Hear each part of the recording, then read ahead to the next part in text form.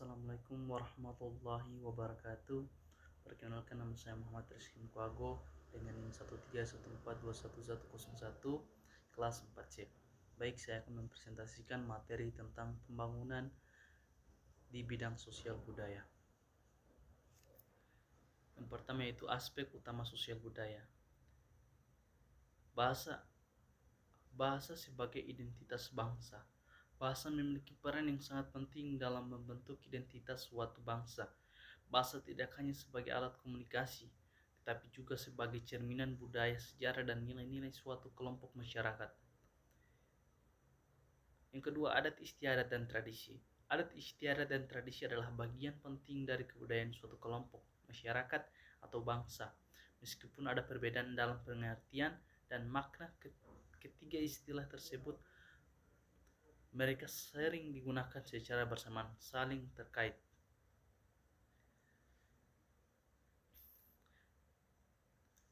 Adat menunjuk pada norma-norma sosial, kebiasaan, aturan, dan tata tertib yang berkembang dalam masyarakat. Sedangkan istiadat merujuk pada tata cara atau ritual yang dilakukan dalam konteks keagamaan, pernikahan, kelahiran, kematian, dan peristiwa penting lainnya. Sedangkan tradisi merujuk pada praktik-praktik atau kebiasaan yang diwariskan dari generasi ke generasi. Ini bisa mencakup cerita rakyat, makanan khas, musik, tarian, permainan, dan banyak lagi. Aspek utama sosial budaya yang ketiga yaitu persepsi tentang kekuasaan. Persepsi tentang kekuasaan dapat bervariasi tergantung pada latar belakang, pengalaman, nilai-nilai, dan budaya seseorang. Yang keempat, hubungan dengan alam. Hubungan manusia dengan alam adalah hubungan yang sangat penting dan saling terkait. Alam memberikan sumber daya alam, lingkungan, fisik, dan ekosistem yang mendukung kehidupan kita. Yang kelima, locus of control merupakan keyakinan individu mengenai sumber penyebab dari peristiwa-peristiwa yang dialami dalam hidupnya. Aspek utama sosial budaya yang keenam yaitu pandangan tentang peranan wanita. Pandangan tentang peranan wanita sangat beragam dan bergantung pada konteks sosial budaya dan sejarah. Yang ketujuh, sistem keluarga besar. Sistem keluarga besar atau extended family system adalah sistem keluarga yang melibatkan beberapa generasi dan cabang keluarga yang terkait secara erat. Selanjutnya, golongan-golongan masyarakat. Bagian A, golongan tradisional. Golongan tradisionalis merujuk pada sekelompok individu atau pemikir yang cenderung mempertahankan nilai-nilai dan praktik-praktik tradisional dalam masyarakat. Bagian B, golongan medis.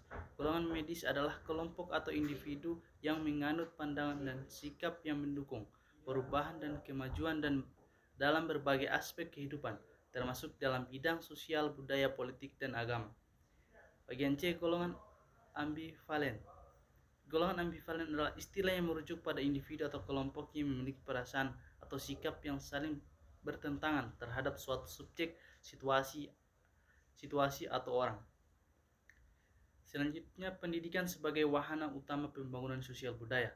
Bagian A, pendidikan formal. Pendidikan formal adalah sistem pendidikan yang terstruktur, terorganisir yang biasanya dilakukan di sekolah, perguruan tinggi atau institusi pendidikan lainnya. Bagian B, pelatihan sebagai aspek pendidikan formal. Pelatihan merupakan salah satu aspek dalam pendidikan formal yang dapat memberikan pengetahuan dan keterampilan tambahan kepada individu. Bagian C, pemberantasan buta huruf. Pemberantasan buta huruf adalah upaya untuk mengatasi dan mengurangi tingkat buta huruf dalam masyarakat. Sekian presentasi dari saya, lebih dan kurangnya saya mohon maaf. Wabillahi taufiq wal hidayah. Wassalamualaikum warahmatullahi wabarakatuh.